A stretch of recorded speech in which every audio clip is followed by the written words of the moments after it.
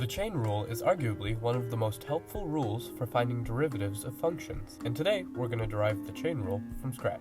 To start, we'll remind ourselves that for any y that is a function of x, we can find dy over dx, which is the derivative of y with respect to x. In the case of y equals 3x squared, we use the power rule and find the derivative of y with respect to x is 6x. We gotta remember though that derivatives can be taken for any functions, not just those involving y and x. For example, we can look at z equals sine of w, and using our trig derivatives, we know that the derivative of z with respect to w is cosine w.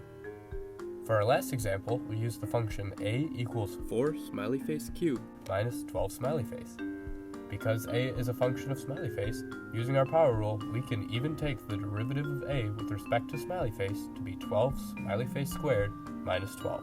Now, we'll look at a function a little bit more complicated. In the case of y equals sine of 3x squared minus 7, we can't just use the power rule, and we can't just use trig derivatives, so the question is, how exactly do we find the derivative of y with respect to x? Well, in looking at this function, we notice that it effectively consists of a function within another function. So, to make our lives easier, we'll call the inside function u, therefore y equals sine of u.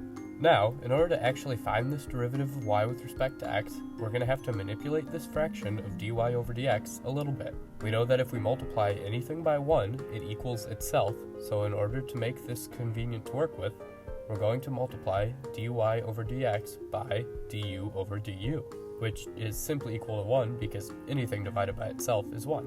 Now we can rearrange this expression a little bit because multiplication is commutative and say that dy over du times du over dx is equal to dy over dx. Now, all we have to do is find the derivative of y with respect to u and the derivative of u with respect to x, which is really easy because we already have y written as a function of u and u written as a function of x. Now we can find that dy over du equals cosine of u, and we can find that du over dx equals 6x. We can go ahead and plug these derivatives in down here, and now all we have to do is substitute in our expression of u in terms of x, and we find that our derivative of y with respect to x is equal to cosine of 3x squared minus 7 times 6x.